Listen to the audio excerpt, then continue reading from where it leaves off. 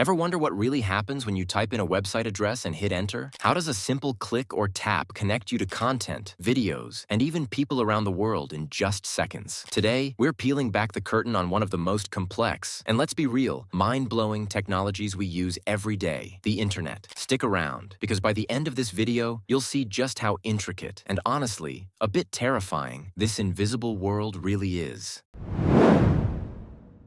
The internet might seem like a magical force, but at its core, it's actually a huge network of physical connections. Imagine it as a giant web of highways that stretch across countries and oceans. When you go online, you're essentially traveling down these digital roads. But instead of roads, we have fiber optic cables, data centers, and satellites. And here's where it gets cool and slightly eerie. These physical connections are actually owned and managed by private companies. That's right, the internet isn't as free as it feels. Big corporations have a massive stake in making sure these cables and systems work flawlessly. And if you're wondering, no, these aren't Wi-Fi signals floating through the air. Those high-speed cables running across ocean floors are more important to your Instagram scroll than your Wi-Fi router. Wild, right? Now let's dive into what happens when you hit search on your favorite browser. Your request gets broken down into tiny data packets. Think of them as little internet travelers. These packets zoom across those digital highways we mentioned, bouncing through various hubs around the world. But here's the twist. They don't take one straight path. Each packet can take a different route to reach its destination, and then they all get reassembled once they arrive. But wait, if each packet takes a different route, how does it all still arrive in one piece and in sync? That's where IP addresses and protocols come in. Imagine every website as a house on a street with a unique address, the IP address. Every time you send data, the IP address guides those packets to exactly where they need to go. And if they get lost along the way, protocols step in like traffic controllers, redirecting them to the right path. So even if one packet took a quick route while another got stuck in internet traffic, protocols ensure they all arrive together. It's like sending a group of friends on different flights but telling them, meet me at the Eiffel Tower by 5. And somehow, they all do. Alright, so by now, we understand the infrastructure and how data moves. But here's where things get a little unnerving. Because the internet's network is so massive and interconnected, it's also incredibly vulnerable. Hackers can tap into these networks, intercepting data as it travels. Cybersecurity measures are constantly evolving, but so are the techniques used to breach them. When you think about it, every time you go online, your data is traveling through countless checkpoints, each a potential target. And that leads us to one of the most critical questions. Just how safe is your information on the internet? Here's the thing. Most websites use encryption to protect your data, especially for things like online banking and shopping. But encryption is like a digital lock, and some hackers have found the keys or can pick the lock entirely. The same complex system that lets us communicate globally also leaves us exposed. So, next time you're online, remember, behind the convenience lies a hidden layer of vulnerability. This is what makes cybersecurity such a high-stakes game for governments and companies worldwide. Now that you know how the internet works, it might make you wonder, if our data is so vulnerable, what happens when we throw it away? Curious? Check out our next video where we dive into how does recycling work? You'll learn about what really happens to your trash, the surprising science behind it, and maybe a few things you didn't expect. Just click the link on the end screen. See you there.